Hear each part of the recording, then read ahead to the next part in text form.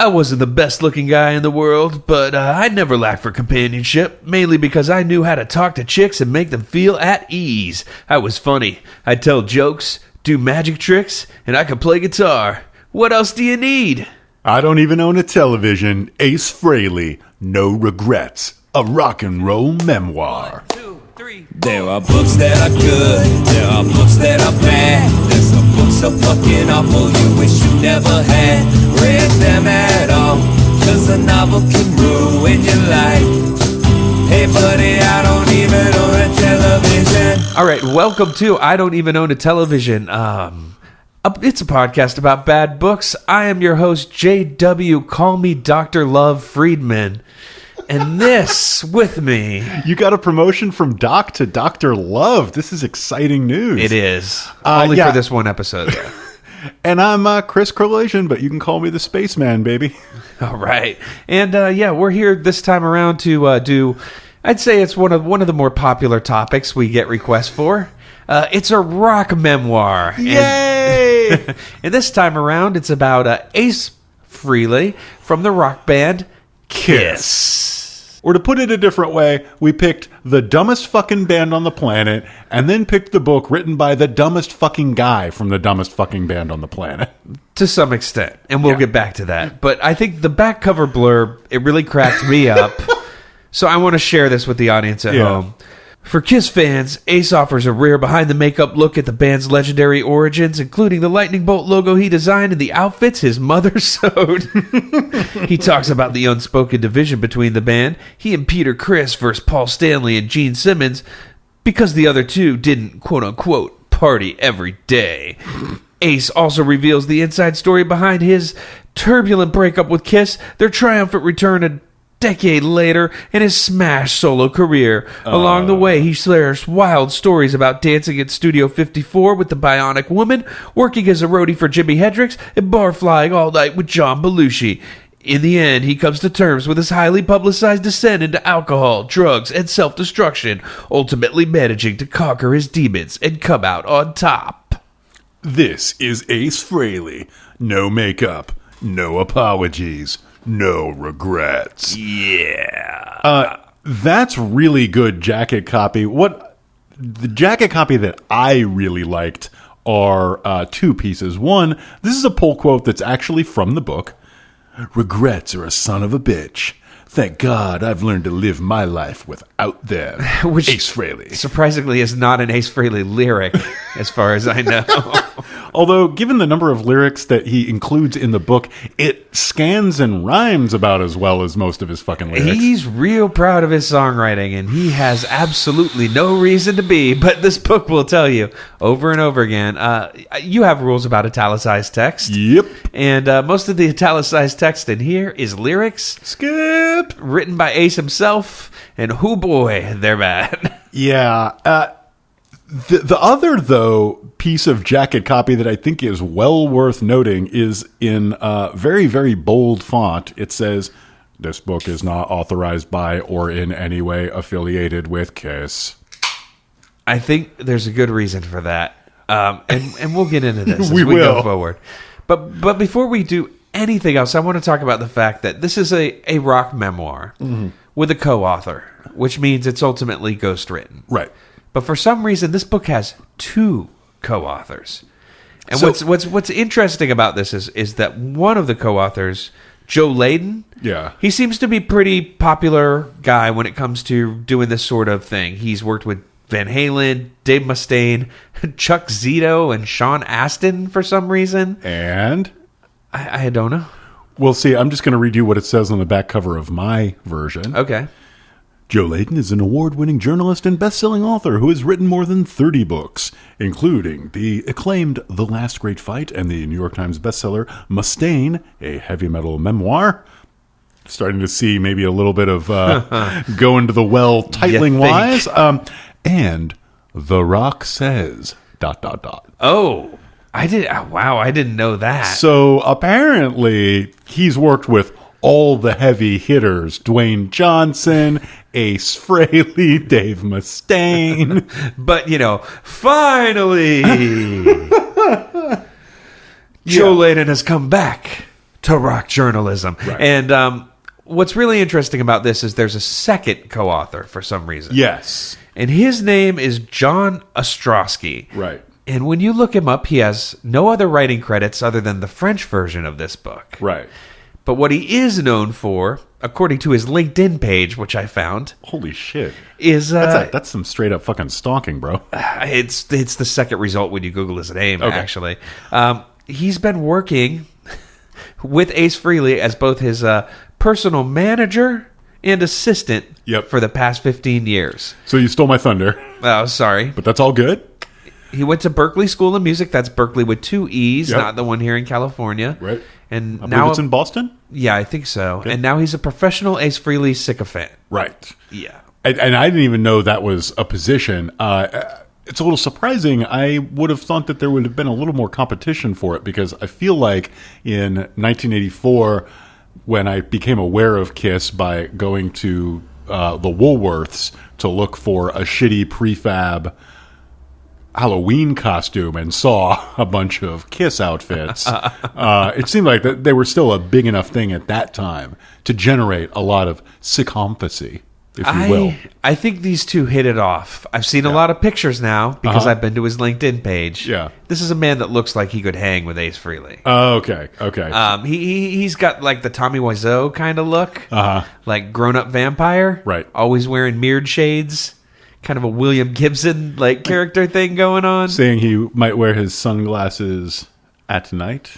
I am, but my question to you: why do you think there were 2 co-authors on this book, and why do you think one of them is someone with no literary credentials? Two things I want people to keep in mind. First, I'm not going to answer your question. First is, anytime we read any section of the book, I want you as a listener to mentally append the following. It took 3 people to generate this text. Just do that throughout. True. It will pay off, I promise you. Second, so there's an appendage in mine called a special thanks that goes like this. I would imagine almost everyone who's ever written a book about their life experiences has remembered stories after the fact, thinking, shit, I forgot to include this story, or I should have told that one differently, ... Shit, I got sued by KISS's lawyers and had to change a bunch of shit I said. I'd like to take the opportunity now to thank my publisher, Simon & Schuster, and MTV/VH1 Books for being very patient with me and extending my deadline several months. The additional time allowed me to do some major rewrites with the help of my assistant, John Ostrowski. Yep. Thank you, John. So this goes in very well with my theory. Let me finish. All right. Let's face it, my memory isn't what it used to be. Okay, stop right there. Yep. We're coming back to this. Yep. But I want to say, I think there's 2 reasons. Right. I think A, damage control, obviously. I think the aforementioned KISS lawyers probably played a role. Allegedly. And then B, kind of to contradict your other point, I think it's because the first author probably left out a few too many of good stories? No, of Ace's vile and venom about Paul Stanley and Gene Simmons, because those are 2 other members of KISS. They're the 2 frontmen, and I'd say there's probably about 30 or 40 sentences in this book, if not paragraphs, that exist solely to defame the 2 of them. Oh, yeah. I will just say this. I hear what you're saying. My theory is slightly different. My theory is, so first off, how many pages is this book? 299. Yeah. It cracks the 300-page mark with the help of several dodges, including margins of a generosity that you hope to find in a lover.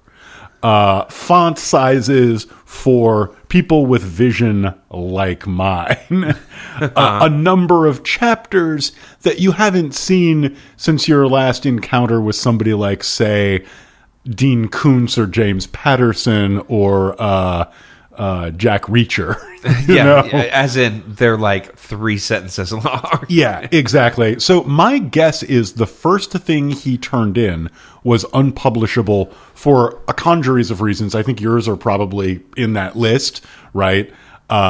Too much / not enough legally actionable material. Yeah. But I also am going to guess that what got turned in was probably about 120 pages. Yeah, I mean, this is very much, and we're going to get into it deeper, but this is very much has the tone of ghostwriter sits down with Rockstar, Yep. talks to him for, a few hours, Yep. then turns his notes into a book. Yep. The difference is this got handed back to Ace and his buddy afterwards, Yeah. and they went through and just fucking added some shit, and the shit that they added is pretty amazing. Yeah. So I mean, yeah, I think you're sensing a general tone. This is not the worst of these we've read. This, however, may well be the dumbest fucking book we've ever read. As far as rock memoirs go, yeah, like this is like one quarter of the dirt on its own. Oh, at most. It's like if you took one person from Motley Crue and just had their contributions to the dirt And dialed it down by about half. Yeah, like remove like half of the multisyllabic words. Yeah, that's what you would get here, Right. and that's pretty much what we're looking at. I'm just curious. What are your opinions about Kiss the band before we go any further? Oh, so you're asking me for my history? Your history, yeah, which is a word that appears several times in this book. Yeah, I always loathed their music. As I said, I became aware of them by the way you want to find out about a rock and roll band. I found out about them because they had merchandise at a cut rate fucking department store for Halloween. Yeah, during Halloween. It's all the good bands that exist as Halloween costumes. You know, how do you find out about your favorite bands? Me, I found about my favorite bands in the lunchbox aisle. Yeah, that tracks for me too. The Archies. Yeah, definitely the Archies. Trying to think. The Monkees. The Monkees. And Kiss. Yeah. Yeah. Your boys, Backstreet. So when I started listening to rock and roll radio, which was roughly 1985, 1986-ish, they were in the process of taking the makeup off.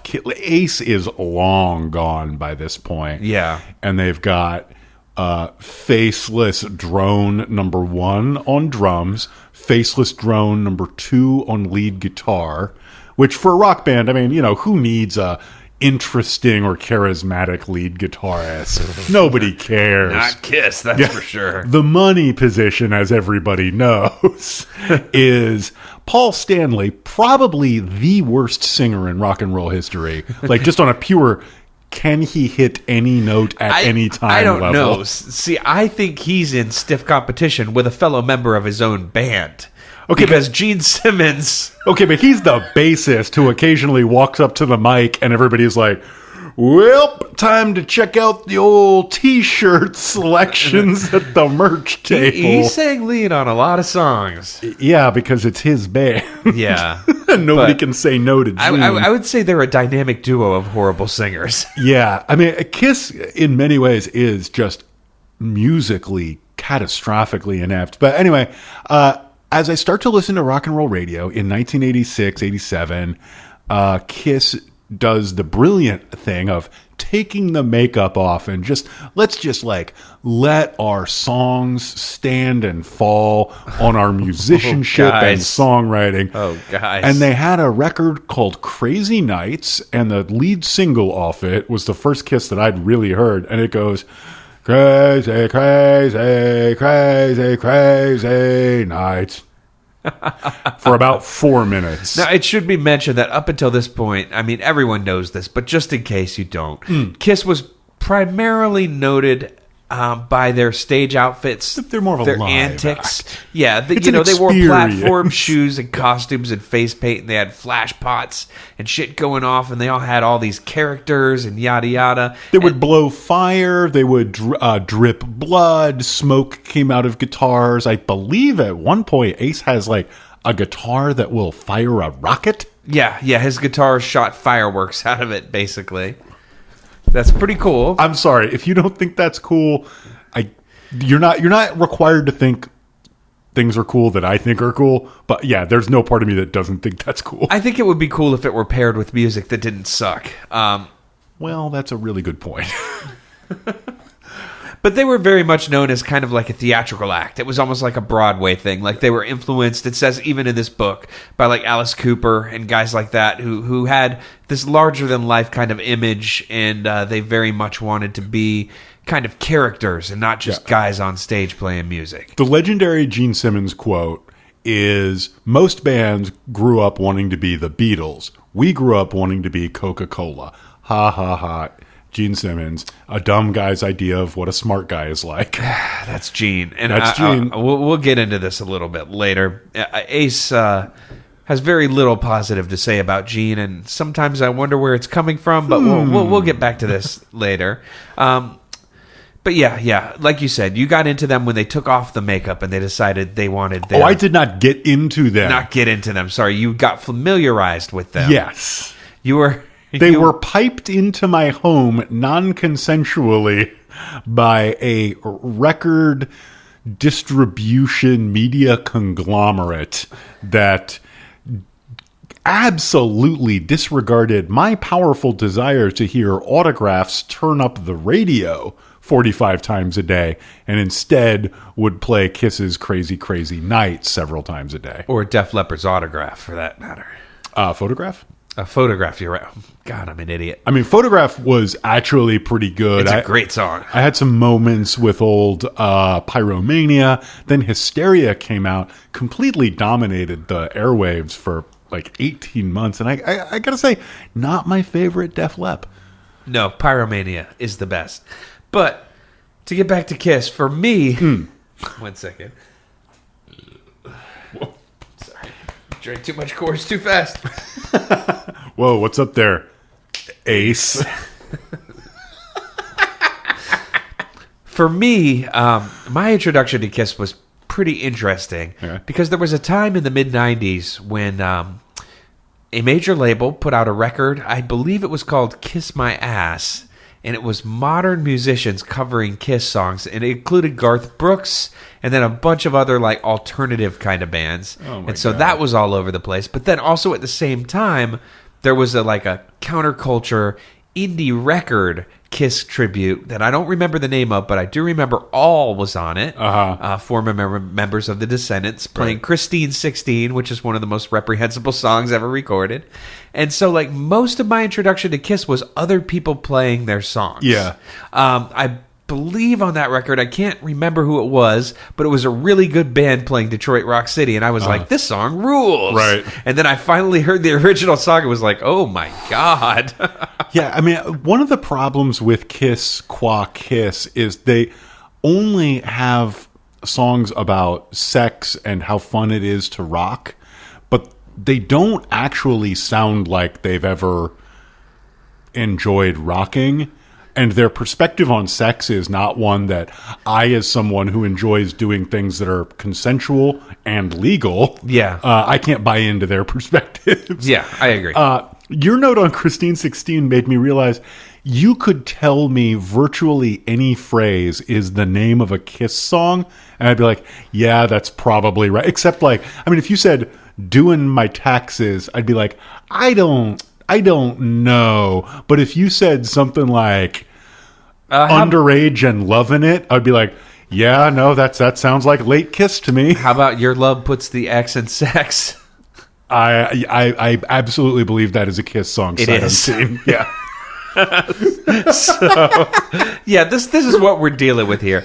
Dudes dressed up like shitty fucking cartoon monsters, playing songs like this.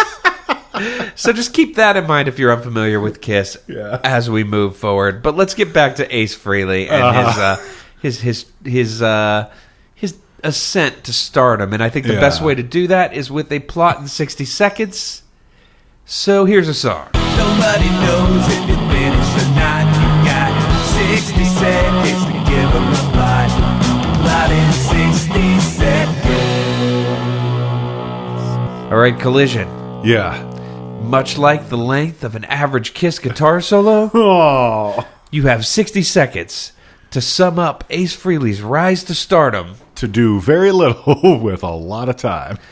Are you ready to go? More or less. Ready, go. This is an almost entirely plotless book. Any plot that happens in this book is imposed by the consumer, not given by the, again, I'm going to harp on this, 3 people it took to write it. Nevertheless, Ace Frehley, born in the Bronx, youngest of 3 kids. His parents are squares. He's kind of a dipshit, cut-up troublemaker, doesn't really love school, falls in with a gang that appears to be mostly a 16-year-old's gang, gets kicked out of high school, discovers rock and roll, spends a lot of time playing guitar without ever learning to read music or giving a shit about it. He's very adamant that it's very important that he doesn't know how to read music. Fuck you, nerds.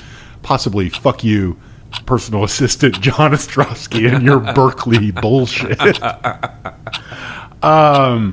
Auditions for Kiss on the basis of a apparently legendary Village Voice ad, raising the question, what the fuck were these clowns doing reading the Village Voice and why didn't they learn anything? Yeah. Gets in the band with 2 guys, Paul Stanley, who he has very little to say about, Gene Simmons, the mastermind, the brains of the operation, the RZA of Kiss, if you will, the architect. Kizza. Yeah. Who he loathes because Gene is a humorless, gross jerk sex addict, and drummer Peter Criss, who he really likes because he can do drugs with Peter Criss. Yep. Then we skip basically straight ahead to Kiss is really famous, about which we hear almost nothing because we're busy hearing about things like he likes to do cough syrup. He likes to sniff some glue. He likes to do more cocaine than any human being has ever done in their life. He really likes the cocaine. And this goes on for about 200 pages. Yep. And he meets some famous people, some of whom he likes, like John Belushi, some of whom he doesn't, like everybody in Hollywood. And then he quits Kiss in about 1983. It develops a habit of driving fast away from cops for a couple of years. Yeah, while under the influence. Somehow seems to avoid all jail time. It's good to be a white guy with good lawyers and a lot of money. There's an addendum to that, but keep going. Okay. And then eventually gets clean and resumes his prior career of playing mid-level casinos across our nation and filling those areas with the worst sounds ever made by an electric guitar at the end. Okay, I agree with all of that. I do want to say at one point in time, he does spend some time in jail. He decides he's going to pretend to be crazy. So he like can get 3 days. Yeah, so he can get put in the psych ward. Right. And the thing that freaks him out the most about it is there were some black guys there. Yeah. So Ace Frehley, not the most, I would say, woke individual. He loves Jimi Hendrix. Yeah. And I believe he restrings Jimi Hendrix's guitar at one point. He does, and he has one gay friend who he's very happy to tell you about. Yes, he has one gay friend that he's happy to tell you about. He's real close with his daughter. Yeah. Who actually seems to be kind of a civilizing, growing up type influence on him. So big ups to Monique Frehley. Yeah. You did not draw a fantastic hand, but it sounds like you've really worked hard to do a good job with what you were given. And you probably saved your dad's life several times. Yeah, about 8 times. So great. I really hope that he doesn't make you listen to all of his. And just forgive me, this is not my joke, but if you don't know much about Ace Frehley, I will forgive you for assuming that I made up as a parody the name of his solo act, but no, it's Frehley's Comet. Yes, it is. Their second album, Second Sighting. Yep. But yeah, so the gang that Frehley rolls with, that appears to be made out of 16-year-olds. I wrote in my notes he apparently grew up on an ongoing production of West Side Story. Oh, absolutely. Because these are dudes with pompadours riding on the back of streetcars and running away from cops you can't catch me, copper! Yeah. And they're called the Ducky Gang. The Ducky Gang. And apparently every time Yeah, it's basically that moment from The Simpsons where some guy says, "Hey, you guys want to play some stickball?" But, on the page and 40 pages long for no reason that I can fathom. At about 34 pages into this book, I realized that I had read the phrase or some variation of it. If it wasn't for music, I would have been in the gang life for sure. At least like 10 times. And that's being conservative. Yeah. Like, Frehley really wants you to know he grew up in a bad neighborhood and he was a neighborhood tough. Except that he also does admit, like, I'm not that good at fighting. I just learned you want to throw the first punch because that helps you make sure that you threw the last one. Yeah. And I mean, I kind of like that. That's like the closest to self-awareness that he really comes, is just admitting, like, hey, I may not be the best fighter. I may not even be the best guitar player, but by God, I got heart. yeah, and I don't want to get too much into this because it'll step on my high points, low points, but on page 4 of this book, Ace Frehley is already bragging about his 162 genius-level IQ. That actually, I mean, I know that the most boring thing in the world is when a podcaster says, "Oh, you know what about that is in my notes." But yeah, the following sentence appears verbatim in this.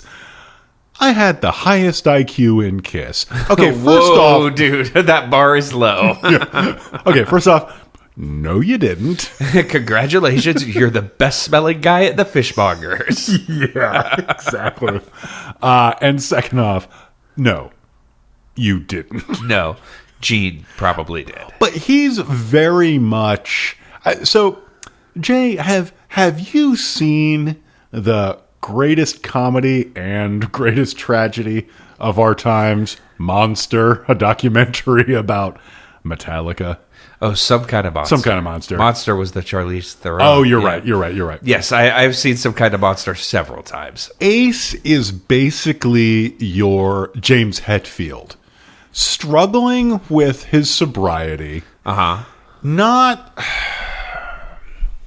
Not the brightest guy on the planet. Nope. But not a bad person. No. He tries hard.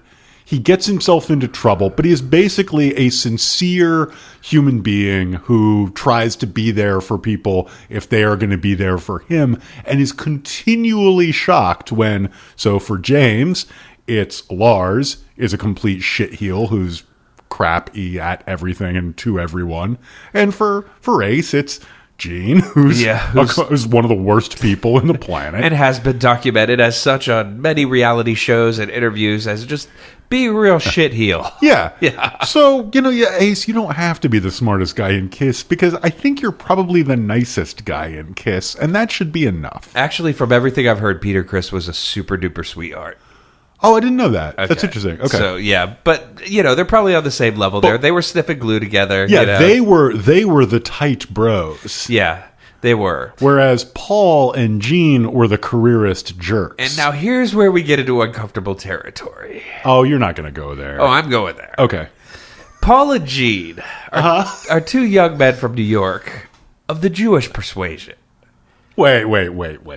Now, Ace... You're telling me that Gene Simmons is Jewish? Yes. And Paul Stanley is Jewish? are both Jewish. Oh, I didn't know that. All right. Yeah. And Peter The Criss... reason I know Gene Simmons is Jewish is because, he mentions it every 42 seconds. He seems to really enjoy Jewish stereotypes, and because of the legendary fight he had with Terry Gross. Yeah. Anyway, so, sorry. He... Ace and Peter Criss are friends. They're the two Catholic boys. Paul and Gene are the two Jewish boys. And when you know that, it's really hard to read certain parts of this book without getting a little uncomfortable. Now, are you saying that you think there might be some subtext when he says something like, I never knew what was going on in Gene's brain, but I could always see the dollar signs behind his eyes? Exactly. I mean, the amount of Gene is obsessed with money in here made me super uncomfortable.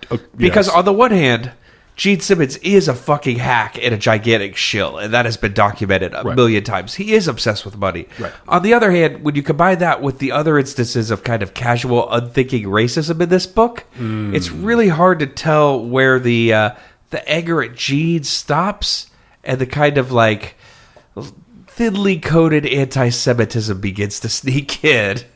And the same thing goes for Paul. Although Paul really, he gets off pretty easy in this book. Paul is barely in this book. I now I'm actually second guessing myself and wondering, was the original draft of this 400 pages long? And Paul Stanley's lawyers just said, come on, take it all out. And they were like, well, we still have a book-like object that's nominally publishable by the standards of MTV/VH1 Press, if we almost never mention Paul Stanley. I think that's possible. I also think it's possible that, even early on in the book, it's mentioned, and we'll get to this with my dramatic reading, that Kiss was very much more a corporation than a band. They didn't really hang. Right. And Paul Stanley had a stable relationship early on in his life. As far as I know, I don't know for sure, but it lasted a long time throughout the history of Kiss. I think Paul just wasn't around most of the time when they weren't on the road. It's called Kisstory. Yeah, sorry. I just don't know that Paul was that much of a character in the drama that is Kiss. Right. And anytime you read Gene and Paul in this, I think you can kind of condense it just down to Gene. Gene. Yeah. I agree with that. I think that's very true. And also, Gene Simmons sucks. Oh, he's horrible. He's horrible. He's the type of dude who makes you embarrassed when you see him on TV because you're like, why are you still doing this? Sort of like if Ozzy Osbourne wasn't funny. Yeah. Yeah. It's rough. It's real rough. And some of the jokes and digs at his expense are actually pretty good, I think. But yeah, the level of vitriol in this is a little bit higher than I think we're used to in these books. I believe there's one section, I don't have the exact quote, where he's like, basically, I've been told not to say too much about this. But if you ask me about Kiss, well, I'd say they're a bunch of money-grubbing whores. Right. It disturbs me that this is apparently the kind of book that you and I can both quote near verbatim without looking at stuff. Yeah, it's that book. Yeah. Okay. So should we get into high points, low points? Let's do high points, low points. Okay. Yeah. High points are high and low points are low. High points, low points, get ready to go. Okay. So high points and low points. Clsn, would you like to start us out with a high point of this book, which is primarily about getting high? Wait, what? Could you say that again? This is a book where a grown-ass man sniffs airplane glue for fun. So, could you give us a high point from this book? You want to get high? I think it's time for some cold gin. Okay, so this is a high point on several levels. I was reading this and, kind of reflecting on the fact that I've never liked Kiss's music. And I thought maybe I should give it a chance. And I got to a section of this where the only Kiss record that he goes super in depth on, he really likes the demo. Yeah. They go super in depth on that. But then he skips most of the records they made and goes in depth on one record. There's a reason for that skipping, but we'll come back to that later. Okay. The legendary Failure Music from The Elder, which was this flop of a concept album. So I ended up putting that on and listening to it a couple of times while I read this book. And I got to be honest, I actually kind of like Music from The Elder. Music from The Elder was very much, Kiss had their ear to the, or Gene probably, had his ear to the radio and was hearing Rush and was hearing Yes. It was like, we need to do something like that. And actually, Kiss had toured with Rush. There's a couple little anecdotes in here very about good that. Anecdotes about that. Yeah. And it's very much their attempt to be a prog rock band and create a concept album. Yeah. I agree with you. It's the most listenable Kiss album by far. It's pretty fun. Yeah. It's got Lou Reed comes in on a couple of songs. Yeah, Lou Reed not only sings, he wrote a lot of the lyrics for it. It's like, what? Anyway, so here is a section that was a major high point for me, where he's talking about this. I co-wrote 2 songs for the record. One was called Escape from the Island, and the other was originally called Don't Run, but was later renamed Dark Light after Lou Reed rewrote some of the lyrics. I didn't understand the concept, and I didn't give a fuck about the central character, some old fart nobody knew anything about. It was ludicrous. I kept trying to tell the guys that if we released an album of self-indulgent nonsense, complete with spoken dialogue and haunting wind instruments, we'd be slaughtered. Our core fans would get pissed, and serious rock critics would laugh at it. It was doomed from the beginning. Didn't matter what I said, though. I was outvoted. Ezrin has willingly taken considerable heat for that album over the years and admitted he was doing a lot of drugs at the time, which clouded his judgment. Damn it! I was doing a lot of drugs too, but I could still see that the project was going to be a flop. That fucking killed me. It was a great line. It's Such a great line. Good line. And like that is the moment. It was one of the moments in the book where you see the Ace Frehley that is probably a fun guy to hang out with. That like he is actually kind of funny in the moment. You know? I don't doubt, and it's mentioned many times in this, that Ace Frehley loves to fish. Yeah. I would love to go fishing with Ace Oh, Frehley. hell yes. Yeah. Especially, catch a release. Yeah. But, yeah, he does. He seems like he would be a fun guy in the moment. He is not a bright guy. He's the guy you would hang out with, like when you want to drink a bunch of beer and go fishing. Exactly. Yeah. Okay, so for me, my first high point is this. Like we said earlier, this is really obviously one of those ghostwriter talks to a guy for a few hours and then makes a book out of the notes situations. But there are like some great examples of that voice just falling flat on its face, where you could tell this guy's trying his hardest, but there's not much he could do with it. And one of my favorites happens right up front on page 3, which is this quote. There was always a little bit of mystery surrounding my dad. Things he never shared, nooks and crannies of his past were always a taboo subject. He married late, started a family late, and settled into a comfortable domestic and professional routine. Every so often, though, there were glimpses of a different man, a different life. My dad was an awesome bowler, for example. Fuck yeah. I love that, like, the deep, dark secret he kept. Then later on, he also goes, he was really good at playing pool. It's like, cool, so your dad hung out at bars and bowling alleys. Right.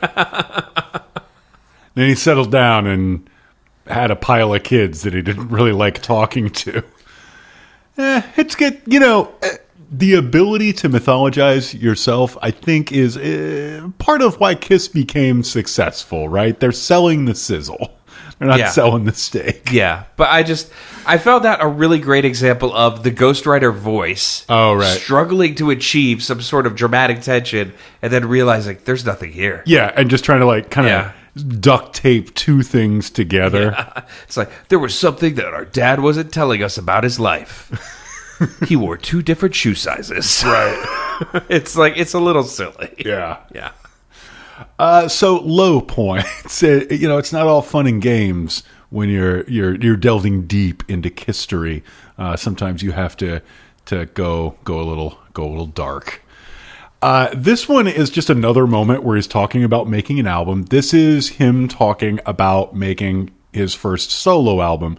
Kiss had a great idea. What if we all release solo albums on the same day? Apparently on the principle that the same kind of morons who will buy 1 Kiss album every 8 months will buy 4 Kiss albums on the same day, including we cram it down their fucking throats. Including a Gene Simmons album with a guest appearance by Helen Reddy. Which Ace goes in on. You read that section and you're just hooting. You're like, get him, get his ass. Get him. Yeah, totally. It's Ace going ape. About Helen Reddy. He's like, only Gene Simmons would think it was cool to have Helen Reddy on a heavy metal album in 1974 or whatever the fuck. I don't know. And like, rarely do you read a book and realize, wow, I can actually see the dunk gif happening on the page here. And this is not a Dean Koontz multimedia extravaganza. Yeah, you just have to imagine the gif, but it's there. You have to imagine it. So this is Ace on the creative process, and I just found this entire section a colossal downer. I don't work well under the pressure of a deadline, and I find it almost impossible to force myself to be creative. Gene once told me, Ace, I write a song every day. I don't get that. How can you force yourself to write? Writing has to be a creative process. And if you're not feeling creative, it just won't work well. Sometimes I won't write a song for weeks. Then, on a given weekend, I might write 2 or 3 songs. When the juices are flowing, you have to be ready. When they aren't flowing, you do something else. Hop on a motorcycle, go fishing, have a party, or maybe build a remote-controlled helicopter. That was actually kind of a record scratch moment for me, because I was like, I'm sorry, you have to do what now?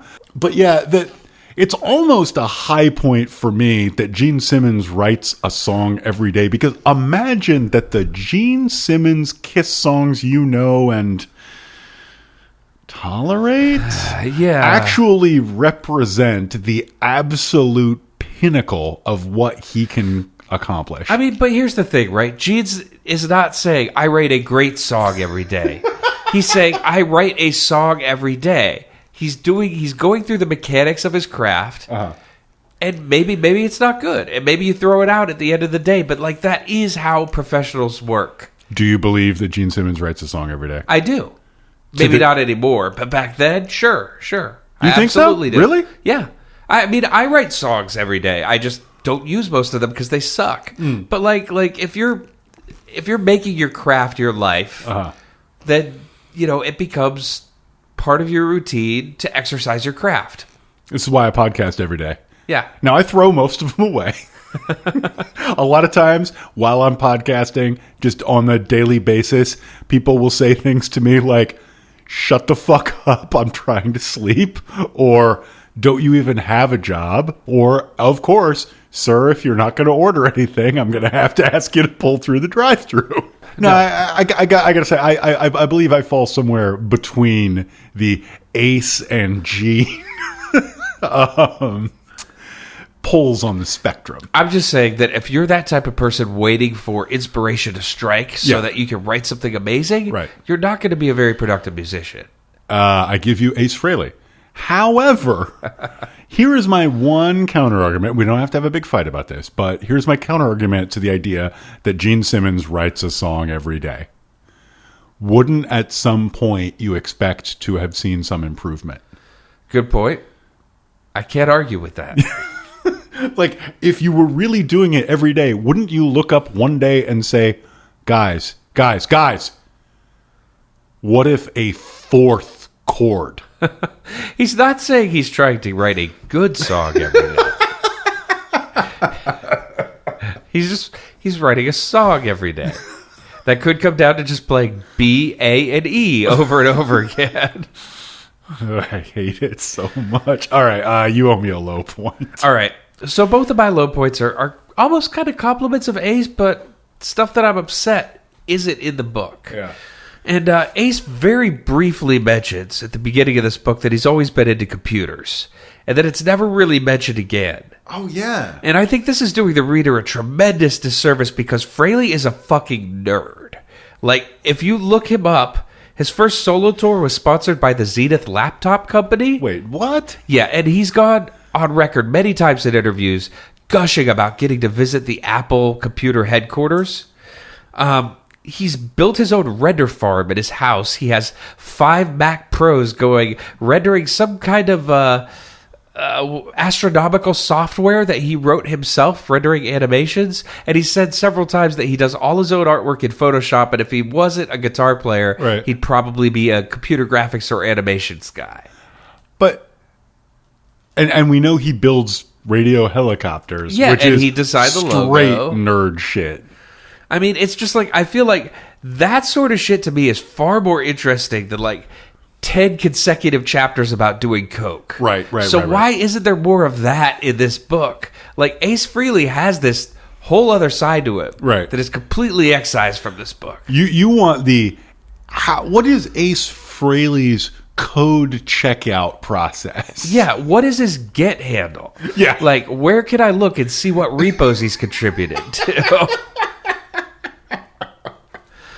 No, but I mean, I just think that's super, super interesting. Like, at the peak of Kiss's popularity, he appeared in several, like, ads, like, in computer magazines, like, in full Starman getup, like, holding an Atari ST. Right. And being like, as Ace Frehley loves Atari, why don't you? And stuff like that. And it's like, dude, come on, where's that? Right.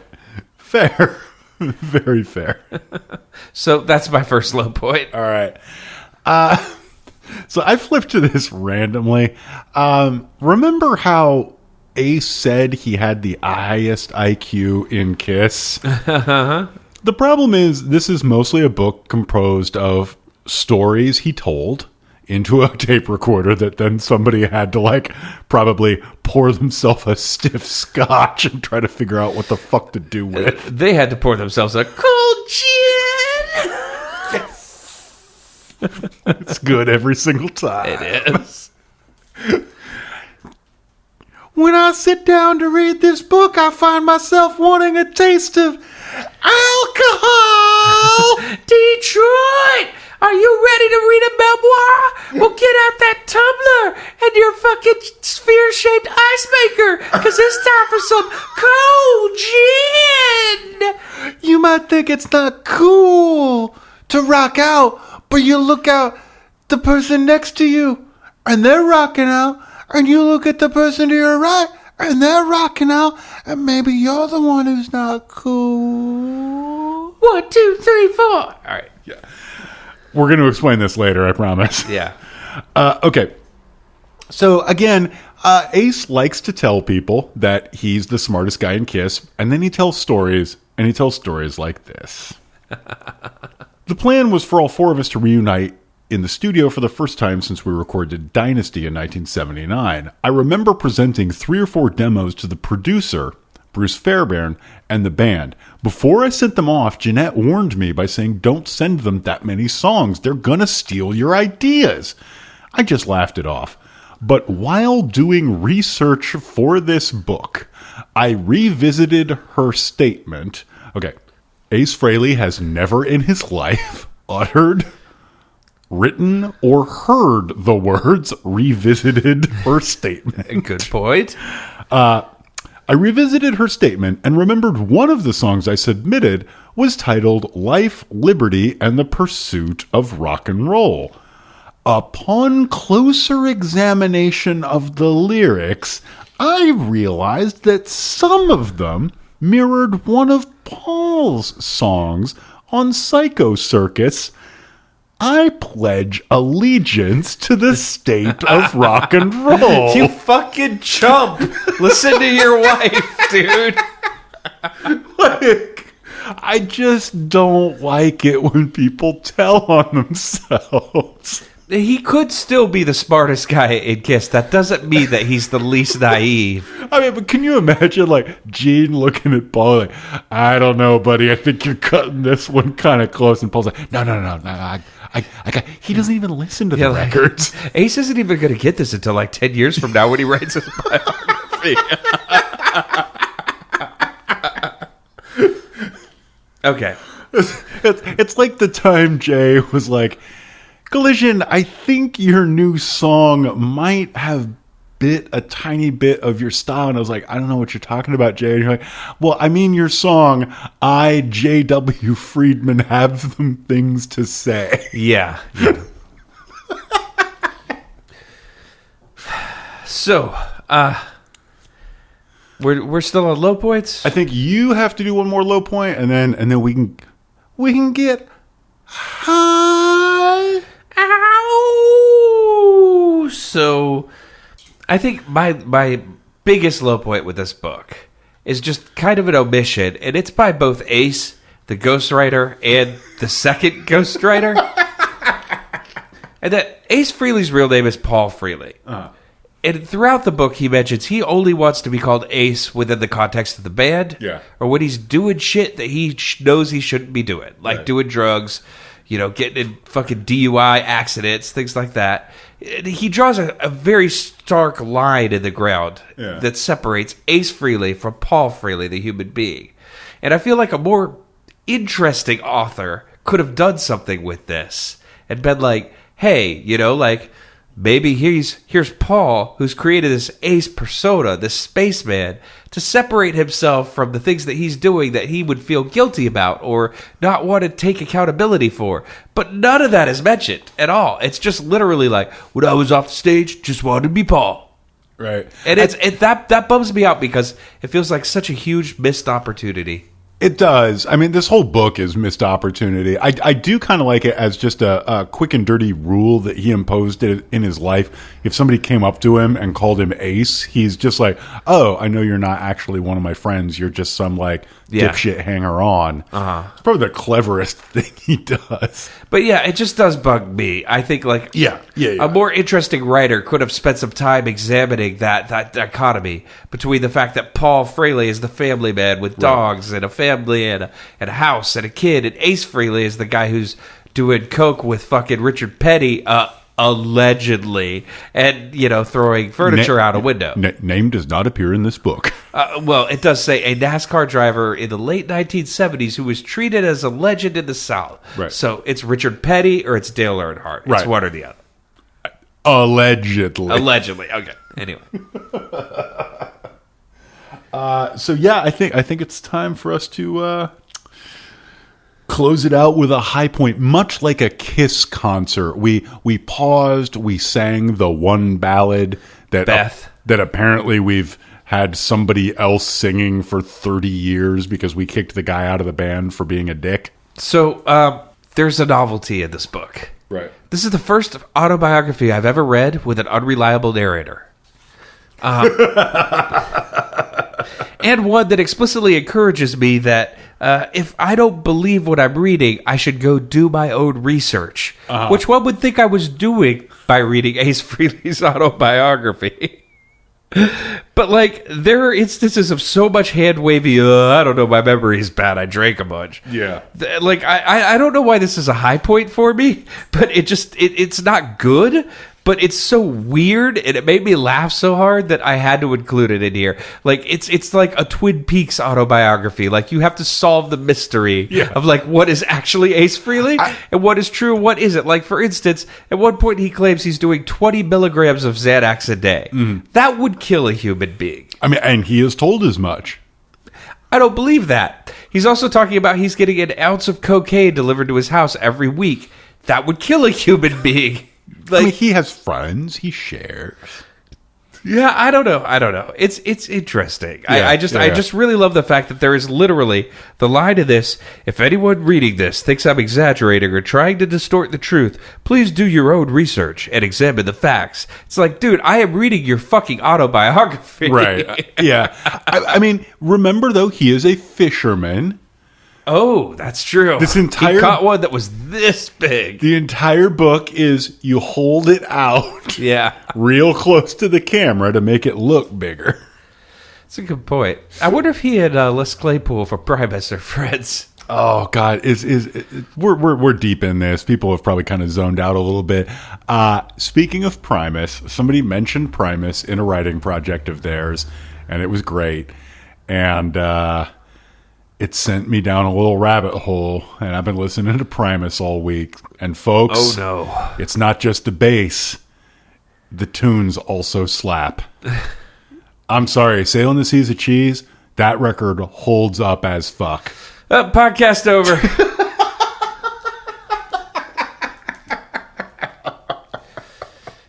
Okay, well, John the Fisherman, I believe it's time for one more of your high points. If a high point, it can be so called, guy who's getting fired from the podcast. Okay, so again, this is just a story he tells about a band he was in, and I remind you, Ace Frehley, the guy telling this story, has the highest IQ in Kiss.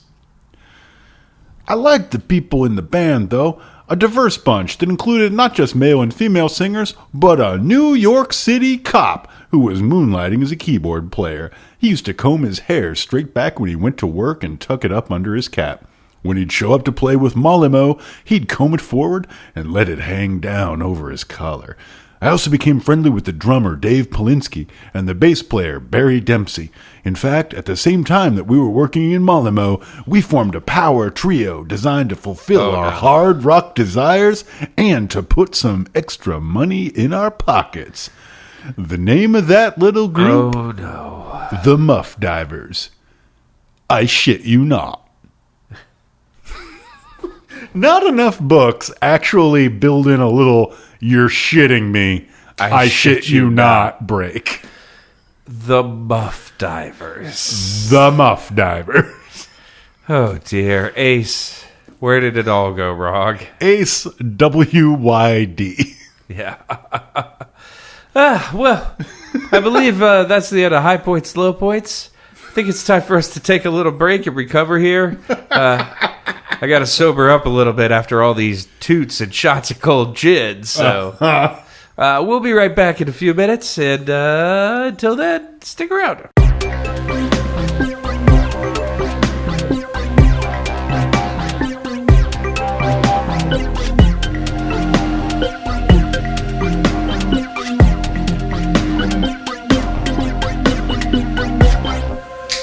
Welcome back to I Don't Even Own a Television, the most partyingest, rockinest, makeup wearingest, platform shoe wearingest, I don't know, podcast in the world. Welcome to the You Wanted the Best, You Got the Bestest podcast in the world. Yeah, that's much more concise and clear than mine.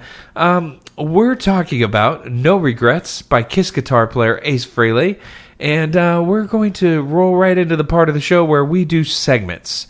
So let's start this out with, let's say, the most pentatonic miter segment in podcasting history. Not the most pyrotechnic segment in podcasting history? A pyrotechnic miter segment in podcasting history. That is definitely Ace Frehley's favorite mode to play in. What scale do you like, pyrotechnic miter? This is Dramatic Readings. Dramatic readings. We're gonna make it sound important. Dramatic readings. Yeah, I got some words for you. All right, so Dramatic Readings, we're going to take parts of this book. We're going to read them to you. Would you like to start us off? I would love to start us off. Do it. All right. Or, wait a second, let me do this right. 1, 2, 3, 4! Chemistry and balance allowed the band to function in spite of the quirks and egos of its members, but with the loss of Peter, I soon realized things would never be the same. Finding someone to fill Peter's shoes wasn't an easy task. We auditioned several great drummers, but settled on a relatively unknown kid from Brooklyn named Eric Carr. Eric was a solid drummer who had played in a variety of local bands before he joined Kiss. He was a very good replacement. He just wasn't Peter. Here's an example. There was a time when we were touring in Canada. I just remembered what story this is. Sorry, keep going. There was a time when we were touring in Canada, not long after Eric joined the band, and one day, Eric and I were out shopping and ended up in a big toy store at a mall. As we passed the model airplanes and cars, I was overcome with a feeling of nostalgia. Wow. Been a long time since I sniffed glue. You fucking reprobate, dude. Like, he's not overwhelmed with nostalgia for the toys. This is not the only glue sniffing story in this book. This is a book with multiple glue sniffing stories. But this is the ultimate glue sniffing story. I knew there was a difference between the glue in this store and the glue they were selling back in the States. The regulations in Canada were different. This shit was the real deal, like the glue I'd sniffed as a kid back in the Bronx. My curiosity got the better of me, so I decided to ask Eric for a favor. Hey man, could you buy some glue for me? Eric looked at me like I was fucking crazy. Why can't you buy it yourself? A fair question, and one I couldn't readily answer. It had more to do with paranoia and the feeling that with my well-documented reputation for getting loaded, if anyone recognized me, there might be repercussions. Hardly anyone knew what Eric looked like without makeup, He could buy a few tubes of glue without so much as raising an eyebrow. And he agreed, reluctantly. We went back to the hotel, and after a few drinks, I decided to satisfy my curiosity. I emptied the tube into a paper bag and got down to business. I wasn't sure what to expect, and my memory was hazy. I remember hearing that sniffing glue was one of the most toxic things you could do to your body and brain. Like most drugs, the chemicals in glue are metabolized through the liver. I have no idea who wrote that sentence or why it was inserted there. Hell, I knew plenty of guys who had sniffed hundreds of times and they were still walking around, although missing millions of brain cells. Hey, I'm not advocating glue sniffing. I don't recommend that people try any of the crazy shit that I did, but it's my history and it is what it is. Mainly, I was curious as to whether sniffing glue was the terrifying experience I recalled. Luckily, it wasn't. I got dizzy and reached a short-lived euphoric state. At its hallucinatory peak, I believe this is exactly how he narrated it too. Short-lived euphoric state and hallucinatory peak. I mean, for sure. I think that was off his first solo album, right? Yeah, definitely. Yeah. Okay. Off the first Frehley's Comet album. Yeah. I saw pink elephants floating across the ceiling like in Disney's Fantasia. No, dude, you had Fantasia off in the background. The high lasted only about 15 minutes, then it was gone. Disillusioned and frustrated, I tossed the bag into a nearby garbage can and cracked open another beer. So what's the point, you might reasonably ask? Just this. If it had been Peter with me that day, we'd have been sniffing glue together. God damn it, Eric. You piece of shit. This is a man at this point who's in his 30s. Yeah. There's a long story that I'm probably not going to read about him scamming cough syrup. Oh, yeah, that goes. There's several stories about him scamming cough syrup. This is a guy who's in, like, one of the biggest live acts on the planet. And according to himself, is spending like $3,000 a week on, like, the best cocaine money can buy. But, you know what's also fun? Sniffing glue? Cough syrup? Running scams? I don't know. He's just a kid from the Bronx, although he spends most of his life living in Connecticut. Ace, come buddy. on, man! You got to get it together, brother. Yeah, and he did. He's been sober for many years. And I do want to say right now we're not ripping on this guy. Now he has been sober for over a decade now, as far as I know, and congratulations to him. It's a little weird that he still considers these points of pride that he wants to write about in his documentary or in his autobiography. But we, as core constituents, if you will, would much rather have heard about his computer use, his opinions about radio-controlled helicopters. Good point. But sadly, this is not for us. Sadly, he panders to the MTV/VH1 press reading people who want to read about, I don't know, fast cars, danger, fire, and knives. Yeah, I just want to go on record as saying, like, congratulations on your sobriety. Hopefully you can continue down that path. Yeah. We are not laughing at Ace getting sober. We are laughing at Ace sniffing glue before he got sober. Because it's really hard not to laugh at. To imagine a man in his 30s sending a younger man in his 20s into a toy store to buy glue so he could sniff it and watch pink elephants. Anyway, do you have anything that can measure up to that scintillating, dramatic experience of Ace Frehley and a coworker wandering through a mall in Canada? I think I can, and well, maybe, I don't know. This is Ace auditioning for Kiss, and he was still very young. He didn't have his own car yet. I think early 20s. His mom, who is kind of a background character in this book, but if ever the word "mama's boy" or the phrase "mama's boy" has applied to a dude who considers himself a badass, Ace Frehley is it, because his mom, like she enables everything he does to the point where I'm not sure if it's healthy. But anyway, she drives him to his audition because he decided he's going to bring his own amp to the audition so he can show off what a big amp he has, and brings his own guitar. He's sitting there. He's waiting in the room. And here we go. My introduction to the guys in Kiss, although they weren't called Kiss yet, wasn't particularly smooth. I mean, I wouldn't say it was love at first sight. There had been a steady stream of musicians going in and out of the room of the loft all day. Each was required to fill out a job application before auditioning. Now, I don't think I'd ever filled out a job application in my life, not even for a real job. The one exception being the holiday season a couple years ago where I worked briefly for Uncle Sam as a letter carrier. And I wasn't about to do it for this gig.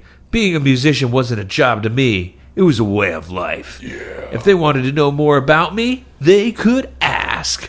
I took a seat, read a few lines of the application, and then crumpled it up and tossed it on the floor. I'm sure that didn't go over very well with the boys, just as I'm sure they weren't thrilled with my attitude. Yeah, I did in fact look a little bit like Keith Richards, as advertised. I had a shag haircut, the bony frame, with veins popping out of my forearms. I wore the requisite t-shirt and jeans, nothing too wild or psychedelic, just straight up rock and roll, with one little quirk. My sneakers didn't match. One was red, the other orange. What? A lot has been made of this over the years. Was Ace too spaced out to know what he's doing? Too nervous to realize he'd picked mismatched shoes out of the closet? Was it a fashion statement? Here's the truth. I was in a hurry and I grabbed 2 sneakers, slipped them on, and rushed out the door. By the time I realized what I'd done, we were on our way downtown. I wasn't worried, though. I thought I looked kind of cool. Gene and the boys, I would later discover, had a different response. They thought I was, at best, a fuck-up, at worst, inconsiderate. It didn't help matters that I wasn't entirely respectful of the audition process. Protocol dictates silence while waiting your turn, but the guy ahead of me who was finishing up, his name was Bob Kulick, and he would become to associate... Protocol dictates silence while waiting your turn, but as the guy ahead of me was finishing up, his name was Bob Kulick, and he would become to be associated with Kiss in a number of different ways over the years, though never as a live performer. I pulled out my guitar and started warming up with some scales in the far corner of the room. My actions were definitely a distraction. As they conducted a post-audition interview with Bob, I continued to play, trying to stay loose. When Gene saw what I was doing, he walked right over and got in my face. You know, that's pretty fucking rude. Why don't you put your guitar away and sit down and wait your turn? Sorry, man. I can look back on all this now and laugh. Maybe the guys can laugh too. At the time, though, I'm sure they weren't real appreciative of my behavior and probably didn't anticipate I'd be the person who would eventually end up in the band. But it all comes down to one thing in the end. Can you play the fucking guitar or not? Well, I have some thoughts on that, Ace.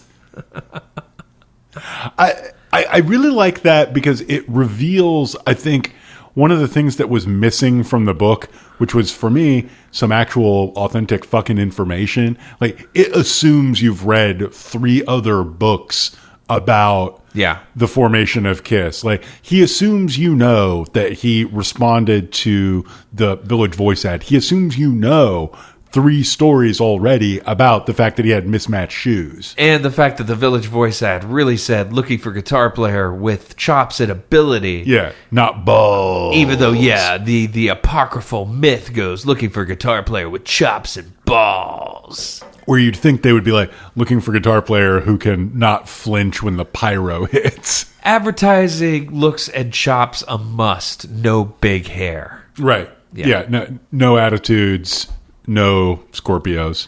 Yeah. Ace is a Taurus, as he mentions many, many times. What up, what up? And I have to say, as a astrologer, I believe Ace is a Taurus. I do too. As a fellow Taurus, I salute you. For those about to Taurus, we salute you. You want to move on? Go, Jesus God, yes. Let's move on here to what is your fave? What is your fave? What is your fave? When you're presented with a list of options, what is your fave? Now, Jay, I believe you're about to present me with a list of options. I am. And I'm going to present you with a list of, let's say, angry-ass options. Because I'm curious about what is your fave. Paul and Gene diss, subliminal or otherwise.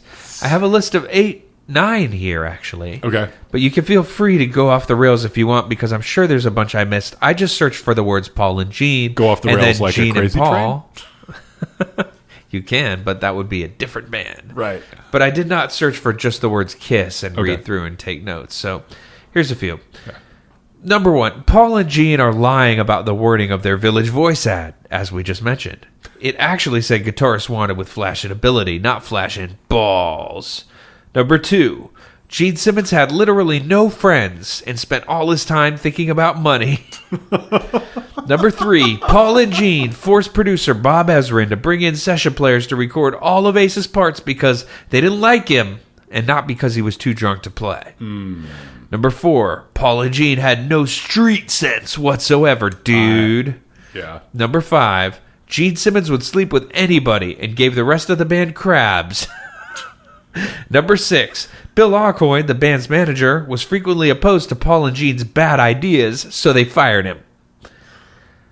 Number 7, Gene and Paul have tried to rewrite history to downplay Ace's place in the band and make everyone forget that he even existed. How dare they? Number 8, Gene and Paul even tried to hide the fact that Ace had quit the band for 2 years. And number 9, quote unquote, this is a verbatim quote here, Paul and Gene had already been pushing my buttons by not including me in several decisions that affected my life. Yeah. Those are all amazing, but none of them are quite my favorite. And I think I'm going to go a little bit off book here because my favorite is a very specific Gene diss. Okay. Because as I've said, outside the business dealings, the band dealings, Paul and Gene don't really exist. I think you're right. Paul is kind of off doing his thing. He'll do what's best for business. Yeah. Like some other notable Pauls. But it's a little wrestling joke for you guys. Hey, by the way, something about the Quebec Nordiques. Yeah, there you go. I'm just over here playing guitar. All right, anyway. But Gene really comes in for the big loathing. So at one point, Ace is contacted to appear on a Comedy Central roast of Gene Simmons. Oh, I forgot about this. He gets 2 paragraphs into this story before digressing into a lengthy story about a previous roast he was on, including Hugh Hefner's, at which, quote, I sat on the dais between Patty Hearst and Deborah Harry. And then spends a couple more paragraphs digressing about a fist fight he got in after that roast, and then finally returns to the matter at hand, which is Gene Simmons' prospective roast. Most of the roasts I recalled consisted of people who were lifelong friends or co-workers of the person being honored. That's when it suddenly hit me. Gene doesn't have any friends. Never did, as far back as I can remember. And everyone who has ever worked with Gene in the past has either been fired or quit. And that is just so mean. Yeah, he then goes on to say that the Gene Simmons roast was mostly hired comedians. Which is also so mean. That is where I got the Gene Simmons has no friends, though, so you're not totally off the book. He mentioned it earlier, too, Yeah. though. That I believe that is the second Gene Simmons has no It's a friends. runner. Yeah. It's a runner, for sure. Holy, if you sit down to write a whole ass book-like object and throw a guy you worked with off and on for about 15 years under the bus 2 separate times for not having friends, that's fucked up. There are a lot of really accurate things you could say about Gene Simmons that are very derogatory. And I mean, I'm sure Gene Simmons has a hard time maintaining personal relationships because he seems like a fucking asshole. Yeah. But I don't know if you need to go in 3 or 4 times in the book and be like, well, Gene's got no friends. Poke, poke, poke. Yeah, Poke. exactly. It probably would have sufficed to say something like, people have a romantic idea about what a rock band is like. I want to say unequivocally, for the record, Gene Simmons is not my friend. Yeah. Bulbasaur is my friend. Yeah. Geodude Yeah. is real and strong, and he's my friend. Exactly. Yeah, you didn't need to go to that well so many times, Ace. Yeah, it's like, you hit him pretty hard there, bud. Yeah, it's like repeated groin kicks. Yeah, it's like, I did not expect Ace Frehley to put Gene Simmons into the tree of woe. Wow, you're really going there, huh? Yeah, it's a hat trick of hockey references. Okay, yeah. I already made the hockey reference for you by saying hat trick. Yeah. Okay, yeah. I was trying really hard. Did I say hat trick of hockey references? I meant a hat trick of wrestling references.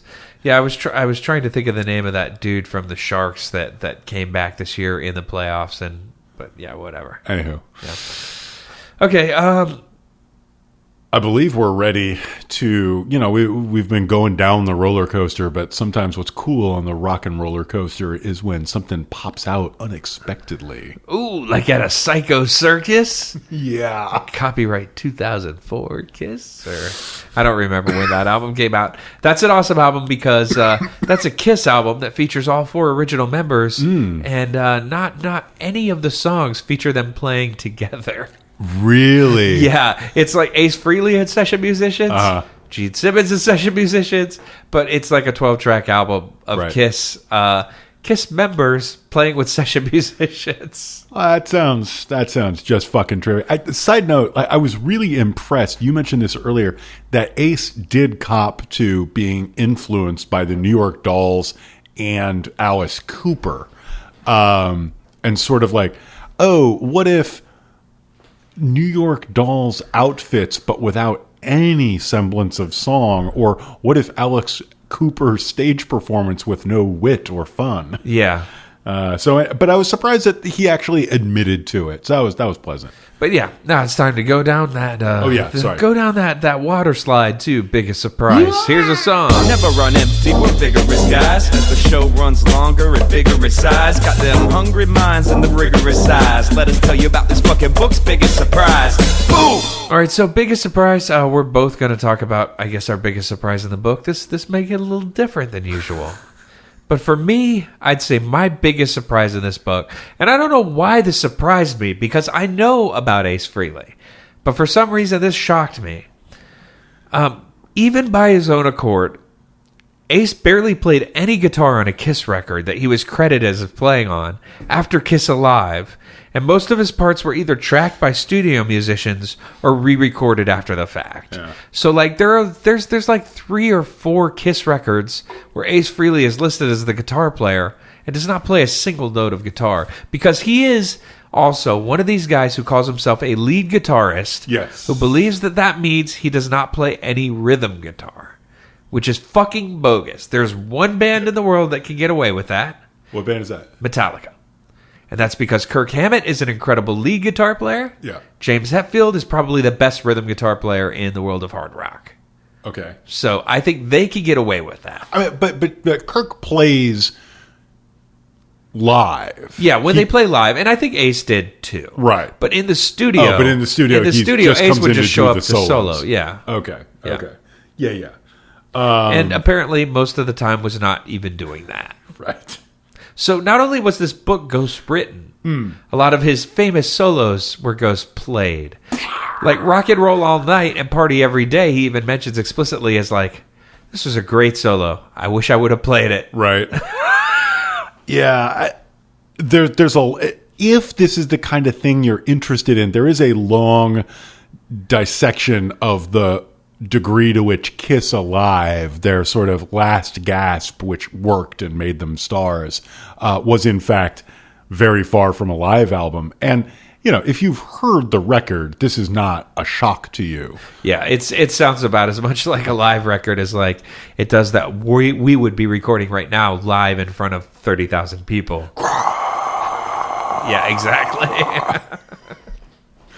And my favorite live album might be UFO's Strangers in the Night, that actually includes multi-tracked lead vocals. Like, you can hear the guy harmonizing with himself, not just like in the same moment, but like he's doing rounds with himself. And it's like, guys, come on, you're not fooling anybody. But you can still piss old people off on Facebook by pointing that out to them, that there's literally no way that's live. So anyway, that wasn't a great surprise, but if that's the kind of thing that interests you, I can recommend that you do what I did and check out Ace Frehley, No Regrets, a rock and roll memoir from your local library. You could also check out Rush's A Show of Hands, which is a live record recorded in one night, and it is fucking amazing. So anyway, continue. Someday we should restart. I actually had that thought. Maybe I should have saved this for off air, but I really think we should restart that by doing one of the first live albums. Oh, yeah. Because Exit Stage Left, I believe, was the first one. Yeah, I just think it would be more fun than plugging through like whatever came after Presto. That would be Roll the Bones, which will be torture. Right. Anyway, let's continue. So the biggest surprise is that, number one, I remember that Leave That Thing Alone is a thing that exists. Two, Ace Frehley mentions a lot of things in this book that I absolutely did not expect Ace Frehley to know about. One, Mothra and Rodan by name. Yeah. He name checks them, not Godzilla. Because maybe BOC, who they played with a bunch of times, like has the IP on that in his mind. But he name checks Mothra and Rodan.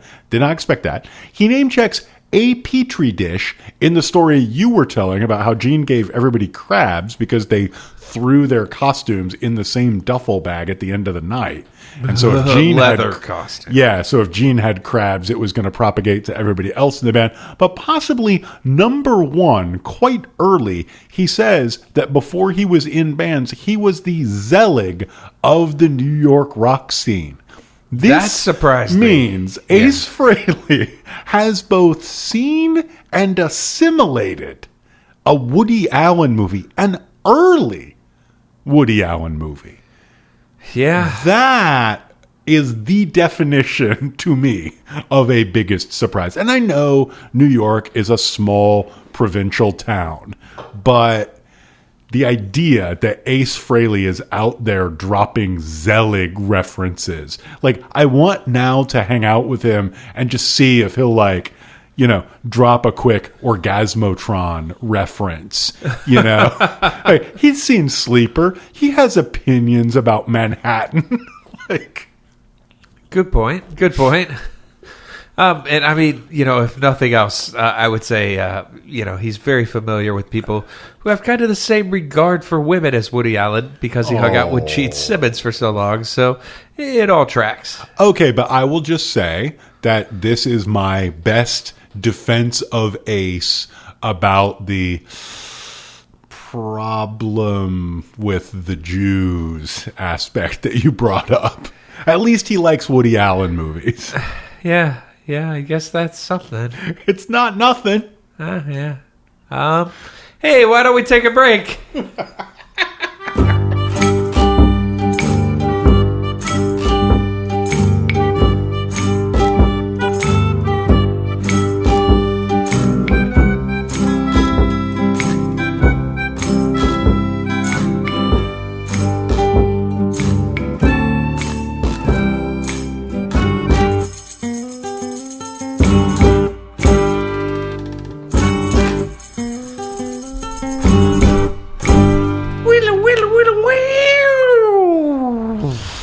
Guitar solo's over. Hey, yeah, I think you were a little out of tune. Do you want to try that again, or should I just bring in Steve in tune? I'm going to go to sleep. Take another swing at that. Yeah, call Steve. But yeah, guitar solo's over.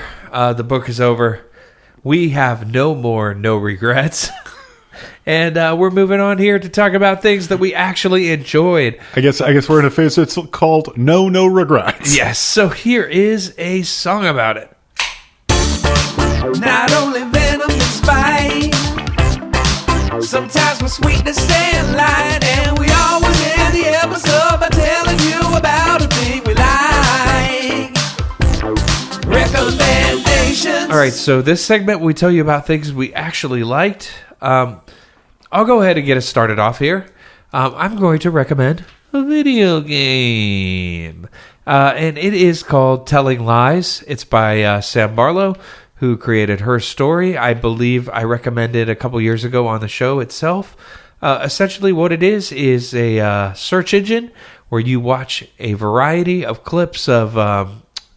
what would you call it? Like FaceTime conversations, but you only see one side of the conversation, and slowly this kind of espionage heavy kind of creepy plot emerges, and it's up to you to put it together and figure out what is going on. So you start out with absolutely no idea what's happening, and you have to kind of put it together as you go. I'm not done with it yet, so I don't know how it ends. I can't spoil it, but I can say that it is, once again, and I believe I said this about her story, it's about as close to being a real life novel detective as you can get in a video game format. So, I would recommend that. Telling Lies. That sounds actually super, engaging. Like, you don't get to be Columbo too often, you know? One of the neat things about it, too, is that you play as this unnamed woman who, the very beginning of the game, you see her running upstairs with her flash drive that she's obtained. She puts it in her computer, and then throughout the game in the background, you can kind of see her reflection of her moving about, like as you're typing things. Right. Occasionally, her cat will jump on her laptop and type a bunch of shit, or her partner will ask if she wants anything to eat and stuff. So it's very grounded in reality, but it's also very it's out there. Right. And I will say to stick with it. Like the first few things you uncover are going to make you think that this is some weird kind of, I don't know, like neoliberal, like centrist, like propaganda piece. Stick with it. Shit gets really weird really fast.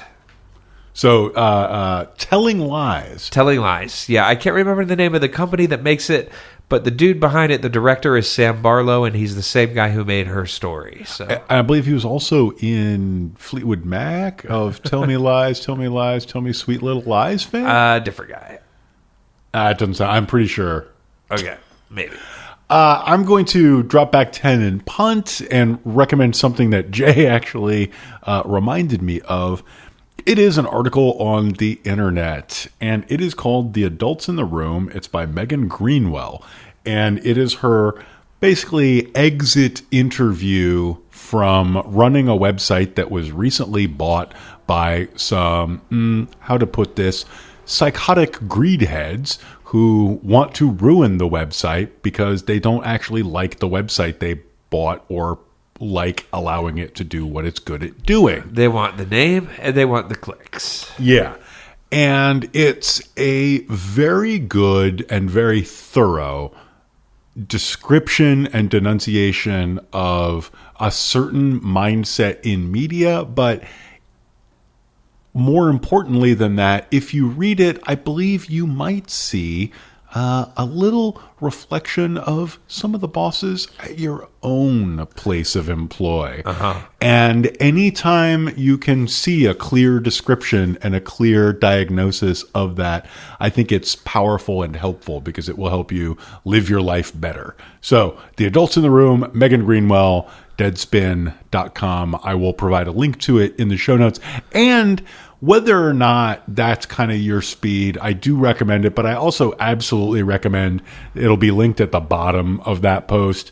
They have a tradition at that company of roasting people who quit, and there's a long traditional roast, but it goes some places you might not expect. And it's something that I think about a lot. If I left a job, would people have those things to say about me? Would they be so kind? Would they be so impressed? And the answer is usually no, because I'm not a good person. But reading this kind of thing, I take issue with that, my friend. Thank you. But reading this kind of thing makes me wish I were better. And if reading the kind of thing that makes you wish you were better is the kind of thing that you like, I recommend that too.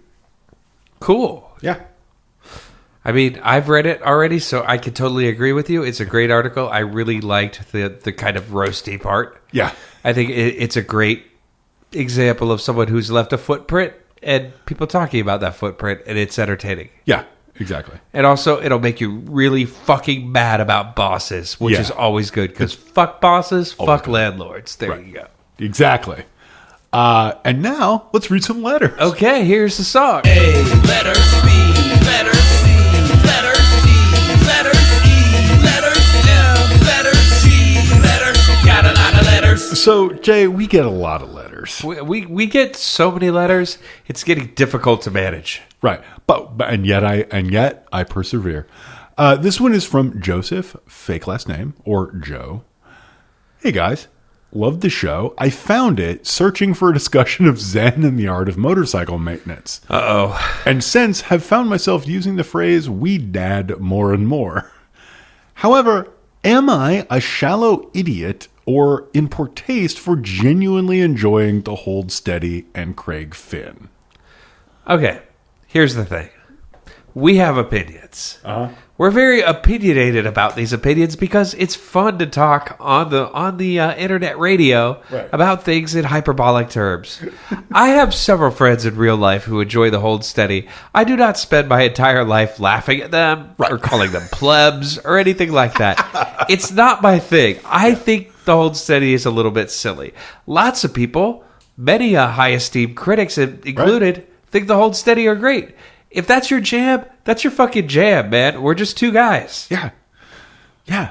Like, there are moments that I don't love, and there's moments that I think I am right to not love for political reasons. And, if you really are worried about it, like, shoot us another email. We can talk about it offline. But in general, if the stuff you like does not actively promote harming other people, and especially if it also seems to be made by people who seem like good folks. And whatever you can say about whether or not you like the Hold Steady's music, I don't think anybody is out there saying Craig Finn is a jerk. Yeah. Then no harm, no foul. Like what you like. I think I say this every so often. It's important to remember my favorite mode of entertainment medium is professional wrestling. So please keep that in mind when you're, thinking about my opinions and deciding whether or not is it cool to like X or Y. I like the most uncool shit in the fucking world, man. It's cool. You can listen to whatever you want. Yeah. Read whatever you want. It doesn't matter unless it's like harmful and hurting people. Right. So yeah, I think Joe, I think you're off the hook. So as I believe we are the final arbiters. Is that right? I think we got a plaque. Yeah, we do. So we're the final arbiters. So you're fine. You're cool. Go via con Hold Steady. It's all good, man. It is. It's all good, baby. It's all good.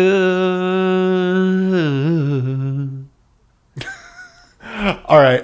Thank you so much. We have more letters. We will get to them another time. If you would like to send us a letter, please, I implore you, take some time, get it right, and do it. And then send it to I don't even own a television @gmail.com. Exactly. You can also find us on social media. If you look hard enough, we're on Twitter, we're on Facebook. The I Don't Even Own a Television Party Pit is on Facebook, which is probably, I would say, the bright shining light in our social media sphere. Yeah, it's where you want to be. Yeah, lots of people there talking about interesting things, talking about books, talking about good books, bad books, posting pictures of their pets, posting pictures of crabs. Can't go wrong. Can't go wrong. So yeah, I would look that up. You do have to request membership, but the two questions are very easy to answer. Yeah. We're just trying to keep out dem trolls. Keep out dem trolls. Keep out those bots. So yeah, it may take a couple days. I changed my phone recently. Notifications come in differently. Blah blah blah. You don't care. Just hold steady, and we'll get to it. We'll get to it. If you answer those two questions, you're in. Yeah. Also, are you, like most people, deeply concerned that you can only listen to us every 2 weeks?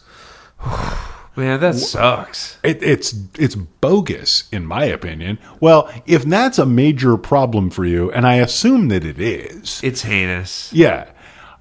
There's a solution. And that solution can be found at patreon.com/IDEOTV. patreon.com. What this is a place where you can pledge us a tiny bit of money. $5 a month gets you a bonus episode every single month. And our entire back catalog of bonus episodes, which at this point is voluminous. Yeah, we're pushing, 40? Yeah, we're talking about an hour each, so yeah. you're pretty much getting like an extra third of our podcast at this point. Do you want to be like Ace Frehley and like do a shit ton of coke and listen to the entire back catalog of bonus that would episodes be horrible. over a weekend? You could. You could, although I would not recommend it. There are many more fun things to be doing if you're going to be doing a bunch of coke. I do recommend it.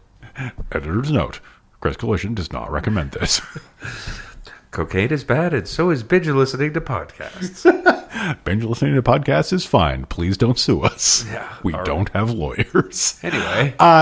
Yeah. So if you, like, as I said, like most people are concerned that there isn't quite enough of Clsn and Jay in your ears, on your phone, in your life.